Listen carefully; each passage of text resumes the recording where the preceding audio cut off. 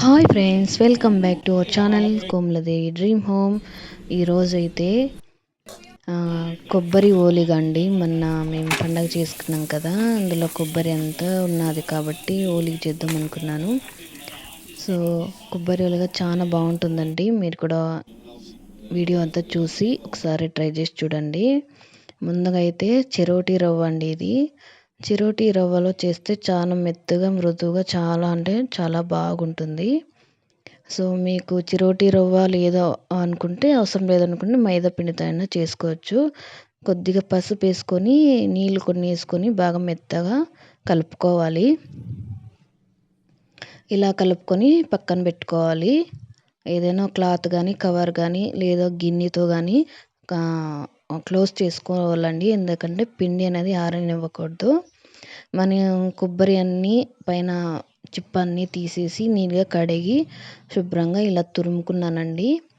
తురుముకున్న దాన్ని తర్వాత మిక్సీ జార్లో వేసుకొని మిక్సీ పట్టుకోవాలి మెత్తగా.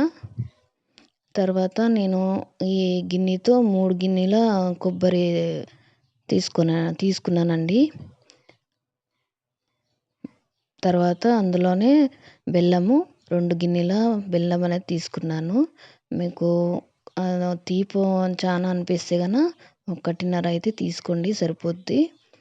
తర్వాత కడాయిలో కొబ్బరి అంతా వేసుకొని మనం ఫస్ట్ బెల్లాన్ని కరిగించుకొని వడగట్టుకోవాలి. చూసారు కదా ఎంత నుసి ఉన్నదో. సో వడగట్టుకున్న దాన్ని ఇలా కొబ్బరిలోకి వేసుకొని మనము కలుపుతూనే ఉండాలండి. మంట హై ఫ్లేమ్లో పెట్టుకొని కలుపుతూనే ఉండాలి. మంట కొంచెం బాగా ఉడుకుతున్నప్పుడు బెల్లంలో ఉడికితే కనుక చాలా టేస్ట్ అయితే బాగుంటుంది. ఇలా ఉడుకుతున్నప్పుడు మంట అనేది స్లో చేసుకొని కలుపుతూనే ఉండాలి. ఇలా కలుపుతూనే ఉండాలండి.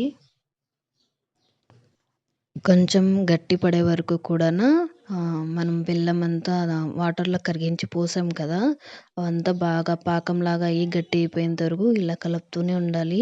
మాడనివ్వకుండా కలుపుకోవాలి. కలుపుకున్న దాన్ని చల్లారాక తర్వాత ఉండల్లాగా చేసుకోవాలి. మనము ముందుగా కలిపెట్టి ఉంచుకున్నాం కదా పిండిని, అందులోకి 3 టేబుల్ స్పూన్ ఆయిల్ వేసుకొని బాగా మెత్తగా అయితే కలుపుకోవాలండి. పిండి అనేది 2 అవర్స్ నానితే చాలు, రవ్వ అనేది నానిపోతుంది. ఫస్ట్ పిండి కలిపినప్పుడు ఆయిల్ అనేది వేయొద్దండి. ఫస్ట్ పిండి కలిపి పక్కన ఉంచేసేయండి.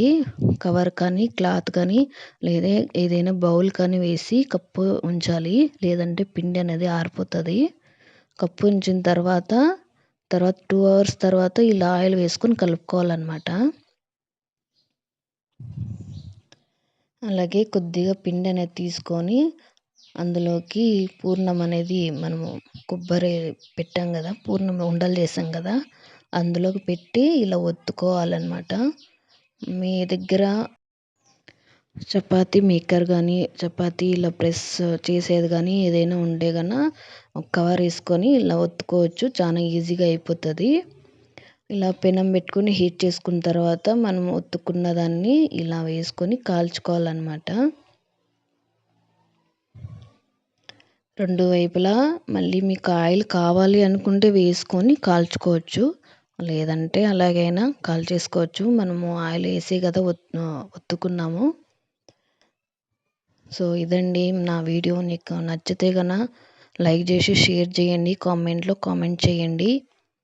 Bye friends. సబ్స్క్రైబ్ చేసుకోవడం మాత్రం అస్సలు మర్చిపోకండి ప్లీజ్.